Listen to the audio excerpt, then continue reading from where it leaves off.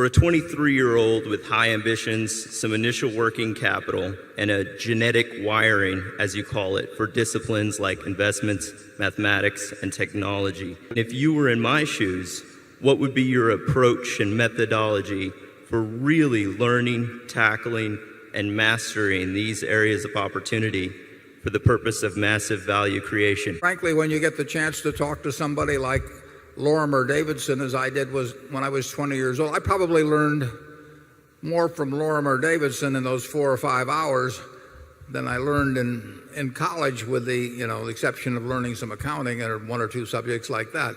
So you just want to soak it up. If you have those qualities you talked about, you'll see the areas as you go along. I mean, Charlie and I probably, we've made money in a lot of different ways, some of which we didn't anticipate, when we were 30 or 40 years ago.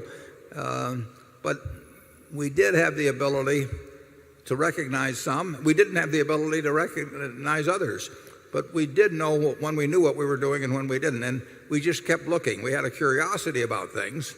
You would know at a time like the long-term capital management crisis, for example, that there were going to be ways to make money.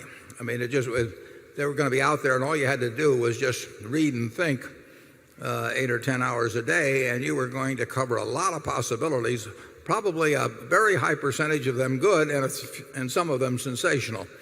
So you can't really lay it out ahead of time. You can't have a defined roadmap, but you can have a reservoir of thinking, looking at different kinds of businesses, looking at different kinds of securities, looking at markets in different places, and you will then spot a reasonable number of things that come along. You won't spot every one of them. We've missed all kinds of things. But the biggest thing, too, is to have something in the way you're programmed so that you don't ever do anything where you can lose a lot. I mean, our best ideas have not been better than other people's best ideas, but we've never had a lot of things that pulled us way back. So we never went 2 steps forward and 1 step back. We probably went 2 steps forward and a fraction of a step back. But avoiding the catastrophes is a very important thing, and it will be important in the future. I mean, you will have your chance to participate in catastrophes. Charlie? Yeah, and of course the place to look when you're young is in the inefficient markets. You shouldn't be trying to guess whether one drug company has a better drug pipeline than another. You want to go, when you're young, someplace that's very inefficient. And you shouldn't be trying to guess whether the stock market's going to go up or whether long-term bonds are going to change in yield. I mean, you don't have anything going in that kind of a game. But you can have a lot going in games that very few people are playing, and maybe where they're even got their heads screwed on wrong in terms of how they're thinking about the subject.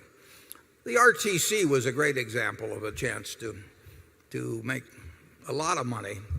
I mean, here was a seller of hundreds of billions of dollars worth of real estate, where the people that were selling it had no economic interest in it, were eager to wind up the thing, and they were selling it at a terrible time when the people who had been venturesome in lending were no longer lending. The people who had been venturesome in the equity end of real estate had gotten cleaned out.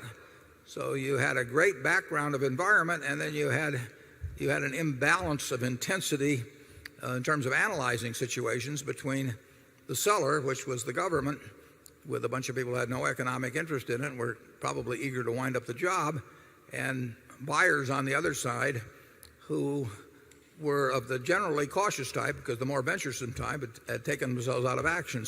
And there were huge amounts of property. So you get these opportunities, and you'll get more. I mean, there won't be any scarcity of opportunities in your life, although there will be days when you feel that way.